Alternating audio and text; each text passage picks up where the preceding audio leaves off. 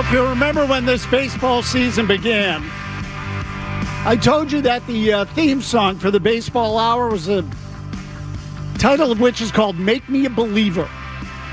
Make Me a Believer. Red Sox have 12 games to go, 75 and 75, on their way to 81 and 81. Jimmy Stewart, let me just ask you quickly, have they made you a believer? For a short period of time, yes. Okay, the answer is no for me. I mean, by the end of the year, I thought that there was... So the whole season you didn't believe in them? Well, no, I didn't say that. I said I ended up sort of back at the spot that I began, which is I don't feel like there was really any gain there. I started to believe a little bit in the middle of the year, and then this thing made a U-turn at the end of the season. They fell out of the race, and now suddenly the Red Sox have a lot of questions about a lot of different people, including the players in uniform. One of the biggest questions we had going into the year was about Alex Cora. That one has been settled. Yeah, he fails down the stretch of seasons. But he's coming back, is my point. He's coming back. And so there's really no discussion about who's going to be managing the Red Sox next year. I have a hard time believing that all of a sudden they're going to turn around and fire Cora. No, they're not. But it looks like right now I'd say it was a mistake re-signing him. Okay, so at the at the time, Jimmy, it's funny you say that because I remember a lot of people saying that re-signing Alex Cora would be the most important thing they could do. And I'm talking about Eduardo Perez, maybe Buster Olney. I don't remember if Buster. Yeah, it was on the ESPN broadcast. All of them agreed because they talked to Cora that day, and Cora probably tipped him off that something was coming because politician Cora is back. So, but I do feel that they are at exactly the same spot. They really are. They still need pitching. We still have questions about some of their young guys. Can they trade any of them for pitching? No. I don't think a lot of that has changed yet. So here's what I want to do for the balance of the baseball season. First of all, any of you out there who have your thoughts on the Red Sox, what they should do, how they should fix it, I will certainly entertain them. 617-779-0985.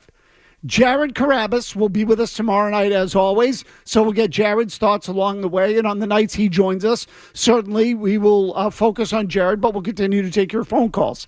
Beyond that, I do want to throw some things out there as it pertains to specific players and how they have been affected by this season and what fan sentiment is about those particular players now versus where we were, say, a year ago or at the beginning of the season.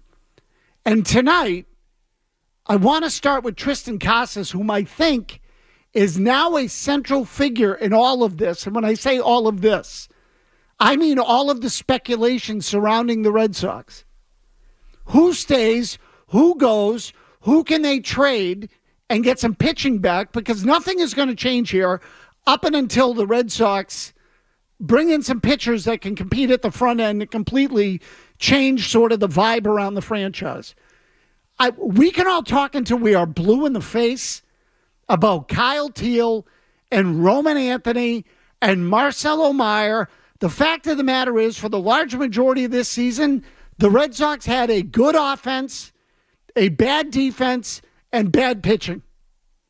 And none of that is going to change until the pitching gets better. Not really. So if they want to improve the defense, they thought they had improved the defense going into this year. It really didn't change. The bigger thing is the pitching. How is the pitching going to change? And in order to do that, it feels like you're going to have to make a trade. Jared Carabas told us last week he believes the Red Sox are committed to making a big deal this offseason. Something Jared said last week. We will continue that discussion with him tomorrow.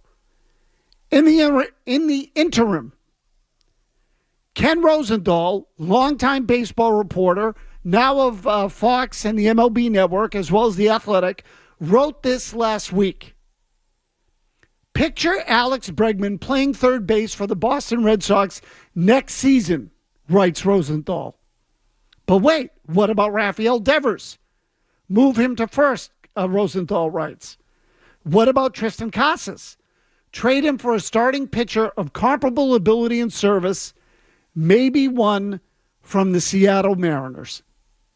That is what Ken Rosenthal wrote last week. Now, I don't think Kenny Rosenthal just picked this out of thin air, threw it out there haphazardly. I think he threw it out there as a weather balloon to try to get some sense as to whether or not this type of thing could really happen, or certainly to raise the awareness of other major league teams. There is certainly the possibility that the Red Sox threw Casas' name to Rosenthal to try to put a little bit of a scare in Tristan Casas. And you might say, why would they need to do that? I will explain that momentarily. But first, if you listen to this show on Fridays, and I know that I know I'm not here often on Fridays, but when Matt McCarthy, Tyler Milliken get together, there are usually some pretty good debates. Milliken wants to keep Casas. He thinks that Casas merely got derailed by injury this year and that the Red Sox need Casas' bat, that people were projecting him as an MVP candidate before this year began, but then he had the rib injury and basically knocked his season completely off track. McCarthy is pretty much done with Casas, and he wonders if the Red Sox might be too.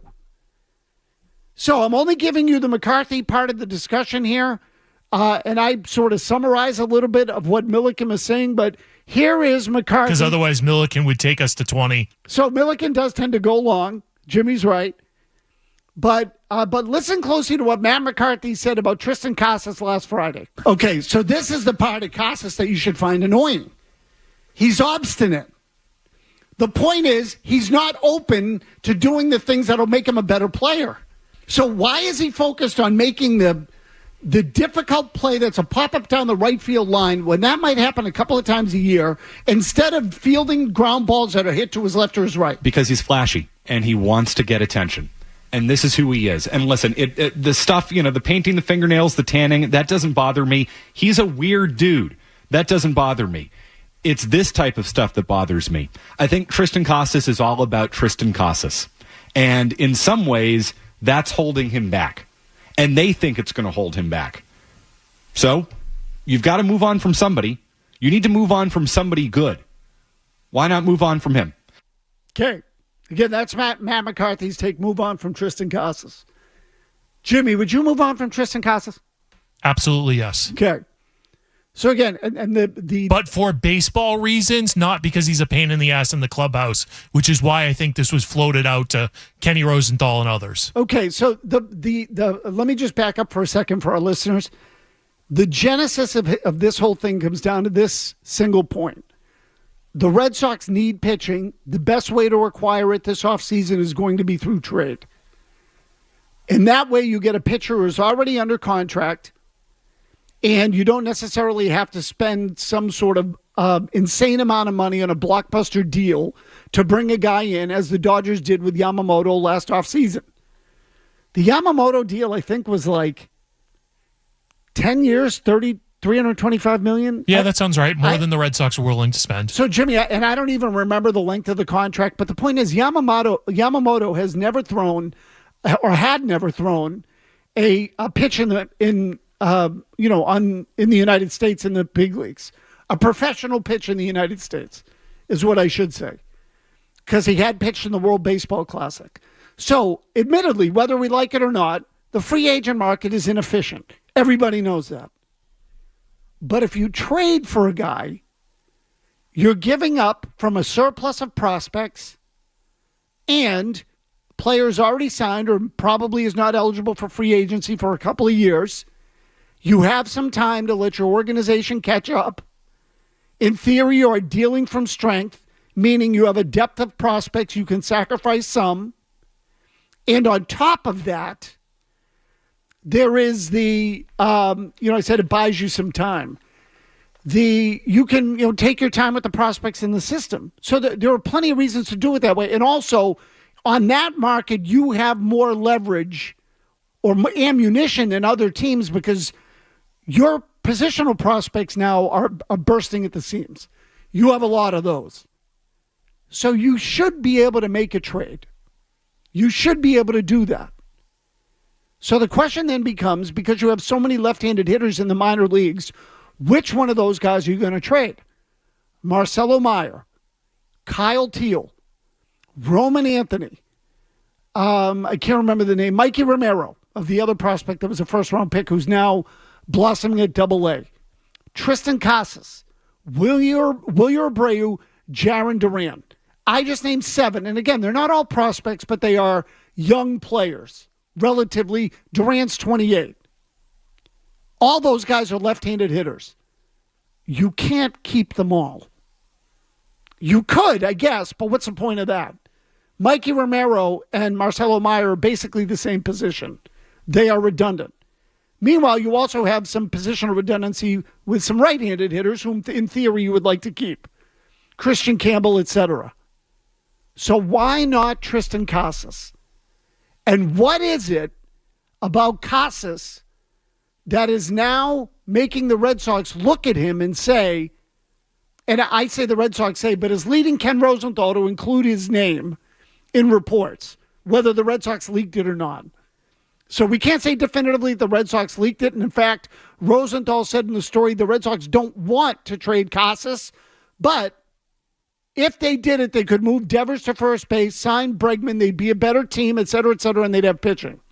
That's Rosenthal's theory. So what is it about Casas that is leading someone like Rosenthal to say that? Jimmy says that they're non-baseball issues. And Jimmy, I half disagree. I think they are, at least in part, related to Casas' development as a player. That's the best way for me to say it. What is it about Tristan Casas that the Red Sox are being frustrated with? Because he's clearly a talented kid. He was drafted by Dave Dombrowski. So there's no ties to him from Chaim Bloom or from Craig Breslow. Boy, Freudian slip again. Same guy. One just played and the other didn't. So no ties to Casas from anybody that drafted and or developed him really in the Red Sox organization. I should leave the develop part out. But nobody, Breslow was not here when they drafted him, is the point. So what is it about Casas that makes the Red Sox look at him and say, I'm not sure this kid's ever going to be that good? Because if he becomes an MVP caliber player, Jimmy, they're not going to trade him. Or if they think he can become that, they're not going to trade him. So what is it about him that makes them say, this kid might not turn into what we thought he could?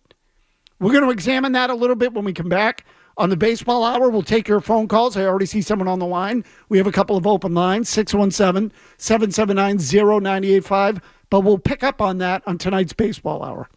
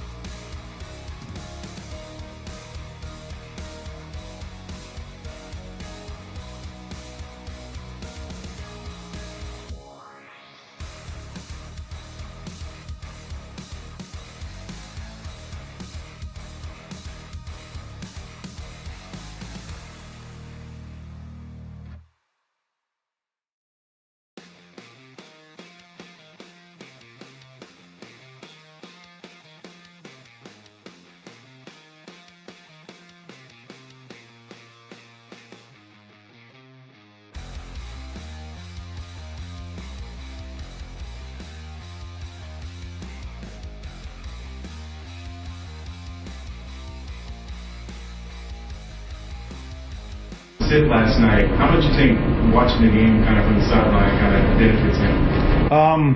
Well, it depends how many swings he took mentally in the dugout. You know, he might be tired, but just watching the game from that end is always good. And I had a good conversation with Tristan after Sunday, and just he was walking me through his approach. You know how he felt when he went to Baltimore, where he was swing wise, and when he was trying to accomplish. One thing I told him, man, like, you're a good hitter. Sometimes, you know, just keep it simple, right? See the ball, hit it. That's the best approach for him. So hopefully we get back to that. You know, I think he's been trying to accomplish a lot of things in every at bat, and at the end, it's not happening for him. But it's not lack of thought, not lack of process. It's probably too much of that, right? And hopefully we see the ball, hit the ball today, and we have a good one. So again, that's Alex Cora. That comment got some attention last week. He kind of pokes fun at Tristan Casas. If you listen to the very beginning of it, Jimmy can play that part again for us here in just a second. But at the very beginning, Cora's asked, has Casas benefited from sitting a little bit and watching because he wasn't performing up to his ability of late? And Cora started sitting him against some left-handed pitchers. And we all know that Tristan Casas has some unique ways to prepare for games and some unique ways to practice and work on his craft, so to speak. And so, Cora takes just a little jab at him here because Casas is very big into visualization. So again, just listen to Cora's comment at the very beginning when he asked if Casas benefits from just stepping away and watching. Just watching the game from that end is always good. And it depends how many swings he took mentally in the dugout. You know, he might be tired, but it all depends how many swings he took mentally in the dugout. He might be tired. Ha ha ha. Gets a chuckle out of everybody. Then goes on to say he had a good conversation with Casas. But as you listen to the whole thing, he gets to the end of it and says it's overthinking. And I'm paraphrasing. Casas is probably trying to do too much and overcomplicating things. Just keep it simple. This is the part of Tristan Casas that the Red Sox are worried about. And it manifests itself in a know-it-all attitude in which the kid sounds like he has answers for everything. And apparently even resists coaching in the process. Nope, this is the way I do it. This is the thorough way to do it. I'm going to do it my way. The coaches get frustrated with it. Because again, Casas thinks he's being thorough. I've thought it all out. This is how I'm going to do it. And the coaches say, you've overthought it. You've tried to cover every freaking detail to the point where you're working on stupid things and you're not working on the stuff that matters. Let me give you a case in point. Jen McCaffrey, and we read this on Friday night when Milliken and Matt McCarthy were in studio. Jen McCaffrey of The Athletic last year wrote a story about Casas, specifically after the Red Sox got off to an atrocious start to the year defensively. The Red Sox were having problems at first base, again, after having problems at first base for a number of years, and they were also having difficulty at shortstop and other positions on the diamond. So they then decided they were going to change things. One of those things meant a little less time for Casas at first base. In the story, Jen McCaffrey spoke with Carlos Fablis and Ramon Vasquez, two coaches on the staff. Fablis used to be an infielder. The comments from those coaches, I'll read some of it to you here just to refresh your memory. But Fablis and Vasquez said, and this is from the McCaffrey story now, Fablis and Vasquez said, Casas' pregame work often includes preparation for unusual plays far from the bag, plays that rarely happen in actual games, and that the coaching staff wants him to focus more on the routine plays that happen multiple times a day.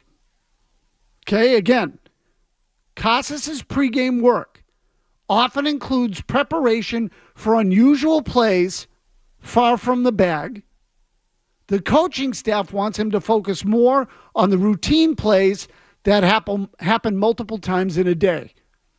One of these plays that Casas apparently used to work on, and I don't know if he still does, but I doubt it, were pop-ups beyond first base down the right field line. And Casas' explanation for this is that it allowed him to understand how he could control and handle his body if he had to run backwards and turn certain ways. Even though that particular play, A, doesn't happen all that often, and B, is really the second baseman's ball. The pop-up into short right field in foul territory behind first base, the second baseman has a better angle on that play, the same way that a shortstop often catches the ball behind third base on a foul ball down the left field line. So that one that is sort of in no man's land between the third baseman and the left fielder, the shortstop can get over there and get it more easily because he has a better angle on the ball. Same is true of the one behind first base. Casas was practicing that. And I say wasting time because I think it's a waste of time. First of all, it's an extremely difficult play. It doesn't happen a lot. It's really the second baseman's ball. So why the hell are you spending time on it? Matt McCarthy's answer on Friday was that because when you make it, it looks good, and Tristan Casas likes to make plays that look good. He wants the flash in his game. He wants the attention on Instagram. He wants the attention in the batter's box. He tans in the outfield before the game. He decorates his fingernails. So all these things that he does to draw attention to himself, that's the part that should concern you about Casas, that he will invest time into plays that will garner him more oohs and ahs and less time in the plays that will garner him and the team more outs. That's the part that should concern you. That is why the Red Sox, if they are considering trading him, would consider it. Is this kid thinking for the greater good, or is he in it for the oohs and ahs? So it's not that he's a pain in the ass in the clubhouse, because this organization put up with Manny Ramirez for a long time. It's whether or not this kid gets it. That's why. Fabulous said in the story with Jen McCaffrey, I don't disagree with his intent, but sometimes it's like, why work on something that only happens once or twice a year?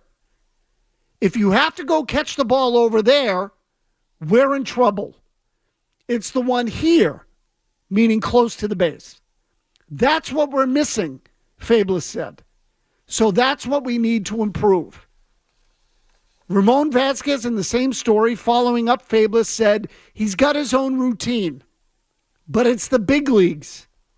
You've got to adjust. You've got to make adjustments when you get up here, implying that Casas was not willing to make adjustments, that he was still doing whatever he was doing in the minor leagues, and that he was now in the big leagues getting advice and, what's the word I'm looking for, instruction from the big league coaches on how to prepare for big league plays. And he was resisting.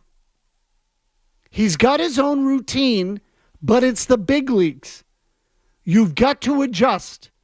You've got to make adjustments when you get up here. So now here we are a year later, more than a year later. And Casas went down to AAA on a rehab assignment after injuring his rib cage. The injury's the injury. It happens. It was a freaky thing.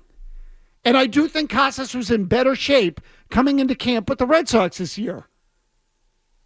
But when he got healthy, at least healthy enough to start playing rehab games, he went down to the minor leagues. Rehab games have a time limit on them. They're shorter for positional players than they are for pitchers, for obvious reasons. Starting pitchers in particular can take longer to stretch out, so they can need weeks down in the minor leagues. It happens that way. Positional players, the time is shorter. I've seen some guys come back from injuries who are positional players without going on a rehab assignment at all. Particularly veteran players who say, I'm good, I'd rather shoot my bullets in the big leagues. Casas seemed to be lagging down there. Cora made a comment while Casas was down in the minor leagues about when Casas might be ready to return and really kind of put the whole thing on Casas, which tells me that Casas wasn't ready to return and the Red Sox wanted him to. That's how I read it. So if they're still banging their heads against the wall a year later and Casas is still trying to stick to his own routines, I'll tell you when I'm ready, I'll prepare the way I want to prepare, the Red Sox might be getting fed up. And they might be saying, fine, you want to take your time when we need you? And when the season's going down the drain, maybe we can find someone else to play the position. Maybe we can find a different way to attack this. 617-779-0985. Kevin Majori's got your headlines. I'll give you more on Casas when we come back.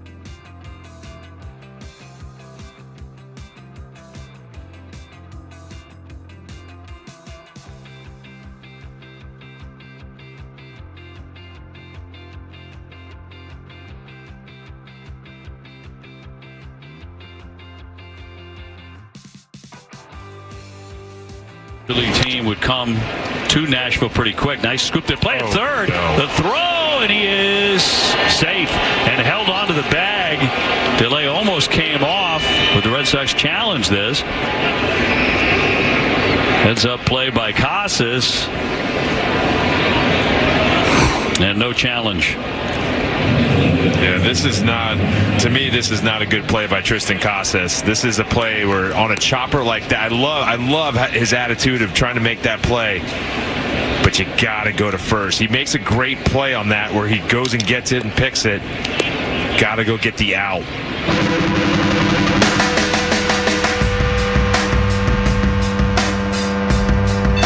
See, now, Casas has been in the big leagues now for a couple of years. You start adding all this stuff together, and you can understand why the Red Sox might be frustrated with him. That was a play from the beginning of last season against the Pittsburgh Pirates. My recollection, it was a day game at Fenway Park. I think it was a getaway game. There was a runner on second. Red Sox were losing the game. Ball was hit to the right side. Casas fields it, throws to third. Runner's safe. Now the runner's also safe at first. So I want you to listen again to the beginning of the play. Remember that Kevin Youkilis played first base, also played third, but played first base. So this is where, when I listen to Youkilis do games, he tends to see everything through the eyes of the first baseman, which is in some cases good, like this one, but in others really has no bearing on what the play was all about. His only experience is through the first baseman. It's not necessarily through the viewer or what the audience is feeling or thinking. But in this particular play, what Youkilis sees, so I want you to listen to Youkilis in the background. At one point, Dave O'Brien says her heads up play by Casas, and Youkilis doesn't want to throw him under the bus because Youkilis is thinking, no, that was kind of dumb. Listen to Youkilis in real time in the background. Jimmy, play the whole thing again. That a major league team would come to Nashville pretty quick. Nice scoop there. Play at third. The throw, and he is safe and held onto the bag. Delay almost came off, but the Red Sox challenged this. Heads up play by Casas. And no challenge. Yeah, this is not, to me, this is not a good play by Tristan Casas. This is a play where on a chopper like that, I love his attitude of trying to make that play, but you got to go to first. He makes a great play on that where he goes and gets it and picks it. Got to go get the out. Okay, so again, Youkilis groans right from the beginning. To play at third. No. The throw. Oh, no. What are you doing? What are you doing? Which is exactly the reaction Cora and the coaches are having in the dugout. What are you doing? This is the kind of stuff that a young player does and doesn't get it. Your instinct as a coach or manager is to say, all right, he's young. We'll talk to him about that one and we'll fix it. Again, that one was almost 18 months ago. I think that was in April of 2023. It was in the early part of the year. That I'm pretty sure of. Pittsburgh was in here. We're now in September of 2024. So again, that's 18 months ago. Casas was asked about this after the game. I want you to listen to his explanation, really, because I think it reflects his attitude. It's not about this single play. It's about his logic for why he did it and the fact that he tries to answer every little detail so nobody can question his judgment. Okay, Jimmy, let's play his explanation. Yeah, I had been anticipating a ground ball to me. I knew we were down by 2. We weren't in a countdown for outs exactly. I feel like we needed a big play to shift our momentum. I'm not saying I was trying to get it back all in that one play. I knew the man at the plate was the fastest man on the field, and I knew the catcher was running at second base. I anticipated a ball to my right, possibly throwing to third and trying to get that out to prevent a guy getting to third base with less than 2 out, with less than 1 out. So that was the thought process behind it. I knew it was going to be a tough play, going to my right and then either feeding or beating Cruz to the bag. So I thought just where we were in the game, it'd be a good play to try to take a shot and try to cut him down at third. And keep the double play in order and hopefully get us out of the inning with the next pitch. But that was where my thought process was. What? What? What the hell kind of explanation was that? And tell me he didn't know that the question... You know what happened? Let me tell you exactly what happened. Casas had his head up his ass because he's a young kid, and as he said, he's trying to make a play. So the first baseman decides by himself, on his own, oh, we got to change the momentum here. I need to make a play. I got to do it. I'm the man. I got to make that play. Ball's hit to my right. I'm going to third. I mean, besides, the fastest guy on the field is the guy hitting the ball. He thought all of this as the situation unfolded? No way. You know what you're taught as a baseball player? What are you going to do on this play? Man on second, ball hit to the right side. I'm going to take the out at first. That's it. End of story. You're not going to sit there and say, well, if it's to my left, I'm doing this. If it's to my right, I'm doing that. If it's my right, I'm going to third base. No, you're not. You're not going. The only way you are going to the right side is if the runner gets hung up in between and he then freezes. If the runner makes a mistake, you might think about it. You might then react. But you are not planning ahead of time to throw across the diamond and throw to third base because we need a play. What's this, a football game? You got to get a turnover? It's baseball. The thought process is, if it's hit to you, take the out at first. Then we try to get an out and keep the guy at third. We get a pop-up or a strikeout. Or the manager elects to walk a guy and you get a double play. The first baseman does not take it upon himself to create the strategy and then execute it. His job is to get the out. But Casas is smarter than everybody else, and he wants to show everybody that he's smarter than everybody else. So he comes up with this elaborate explanation for the play in which he covers all the angles because he's thinking about it after the play or after the game. How am I going to explain this to the media? And then he gives you this long-winded, asinine, out-of-his-ass answer. That's what he does. Take the out, dude. Just take the out. That's what you're taught. And now a year and a half later, it feels like he was spending his sweet time on a rehab assignment. The mental reps, they're getting tired of it. They are getting tired of their inability to get through to this kid and for him to play the right way. He can hit. Everyone knows he can hit.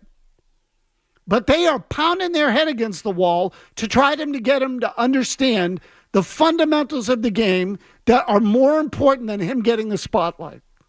That's what they're frustrated with. And every time he talks about hitting, you would think that he's Wade Boggs and he's got 3,500 hits and he's in the Hall of Fame. Or however many hits Boggs has. That's the reason why they would even consider it if they want to move him. Because they're looking at him going, this kid doesn't get it. I don't care if he can hit. He's never going to reach his potential because he thinks he has all the answers. Matt's in Rhode Island. Matt, what do you got? Yeah, no, Tony, this is a quandary because he is so talented, but he's eye first, and even though he really wants to win, just listening to that soundbite, it's like, just shut up, dude. What are you talking about? But if you do trade him, you got to get a haul for him because I think ultimately he's going to be a big player. Thanks. Okay, so Matt, this is sort of the dilemma. So other team, when I say the dilemma, I mean the potential gain. If the Red Sox know something about Casas that other teams really don't, they'll look at it and say, this kid can hit. Seattle needs offense. Seattle has pitching coming out their ears, but the Mariners can't hit. And in that ballpark, they could use someone with some real power. They could use someone young who isn't making a ton of money. And Tristan Casas is kind of perfect for them. They put him at first base. They trade away one of their pitchers. As we would say on Felger and Mazz, as Felger would say with regard to the Bruins, an old school hockey trade. We have defense, you have offense, we'll trade our defenseman for your winger. Well, in this case, we have offense, we have a left-handed bat who's young, you have young, controllable pitching. We'll trade you our left-handed hitting first baseman for your starting pitcher. Because you have a lot of that, and we have enough of this. So if that deal can happen, well, if you're the Red Sox, that's exactly what you're looking for. Now, would you rather trade Marcelo Meyer before Casas? Probably. Do the Red Sox have a built-in answer at first base the way they might at shortstop? In other words, if they trade Casas, Rafael Devers has to move across the diamond. If they trade Meyer, they still have Trevor Story to play shortstop for the next couple of years, and they still have Mikey Romero in the system. So would they prefer to trade Mikey Romero? Probably. Meyer was the number 4 pick in the draft. He was a higher pick. Some people thought he was going to be number 1 that year. So you would rather trade Mikey Romero or Meyer than Casas. Assuming they all develop. Mikey Romero first, Meyer probably second, Casas last resort. But if the Red Sox look at Casas and say, he's never going to get there. This kid lacks something, an intangible that will allow him to get there he can't get out of his own way. How many players have you seen like that over the history of sports? Where you say, well, they're sick of him. They're tired of him. They want to move him. We'll take him. Give him a new beginning, fresh start would work. Sometimes it takes that to wake the player up. He's not going to be the same player for you that he is for someone else. So maybe that's it. These are the kinds of decisions that the Red Sox are going to have to make this offseason. They got a ton of young left-handed hitters.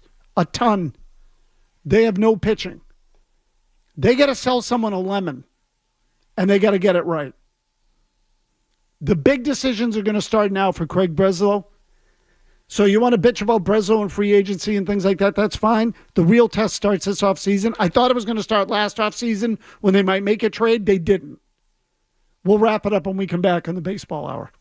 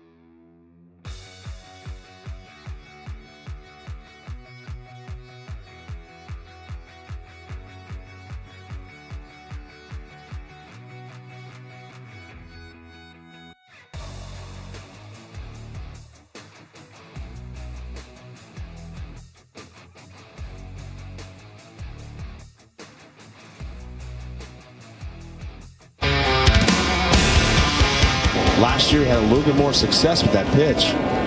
So maybe it's just not getting enough of that break that he might have. Oh, no. There goes Casas. Here's the throw to third. He is going to be out at third base. Oh, no, indeed. I mean, the look on Cora's face tells you everything you need to know. What was going on there? Why is Tristan Casas trying to steal third base? Yeah, if you're Abla, no say. No idea. You got nobody out, and you're getting out at third base. These are the plays that keep managers up at night. This cannot happen. I mean, that's just shocking. Reds actually made some base running mistakes. They've run themselves out of some innings, but that is so glaring. Wow.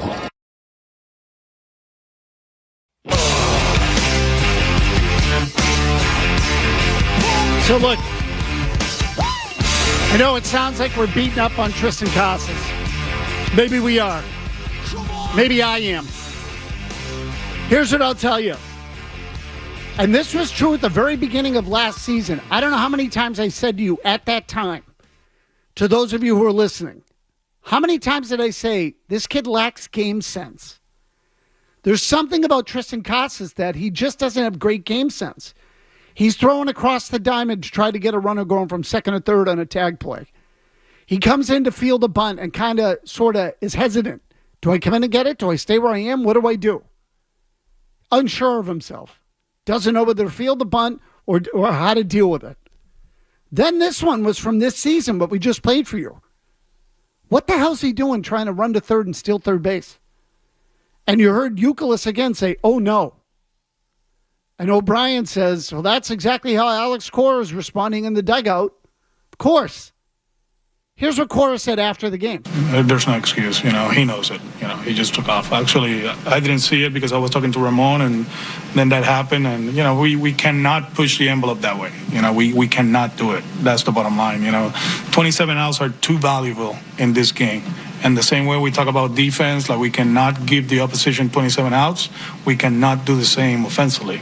We only have 27, especially, against teams like this, so we have to take care of it. And he talked to Huddy, it's like, man, I just trying to do too much in that situation. I thought it was just when you come back like that, 5 run like that. I mean, it's tough, but we got to show it tomorrow. We still got 2 games in this homestand. It's been a tough one so far. But we come here, we win 2 games, and, get ready for Pittsburgh. Okay, so but with Casas, it's always something. It's always something. There's also always some sort of zany play or resistance to the obvious play. There's always some explanation for why he's doing what he's doing. It's been this way for 2 years. And look, again, let me say this part clearly. He can hit. The kid can hit. He didn't hit this year. He missed a lot of time. It got derailed. You really just take the whole season and throw it in the dumpster, which also has to go up the Red Sox ass. Because these years, when you have these guys, are the years you're not paying them very much. It's sort of like the first quarterback contract in the NFL. You're not paying them much. You paid Casas next to nothing this year. He gave you next to nothing. You would hope to get a good return on your investment in a year like this. They get 0. So they're starting to get to the point where, like, well, what is this guy? He's holding out. He doesn't want to sign because he thinks he's worth a lot. People are talking about him as an MVP. And I'm not saying that Casas is wrong to do that. Casas should believe in himself. But the Red Sox are looking at it going, well, this kid thinks he's going to be an MVP, and we can't get him on the field when he's cheap. Or when we do, he's making boneheaded mistakes. Maybe it's time to move on. So just something to consider. He's a candidate. Joe Murray's got you for the rest of the night. Kevin Majori's got your headlines. We'll catch you tomorrow.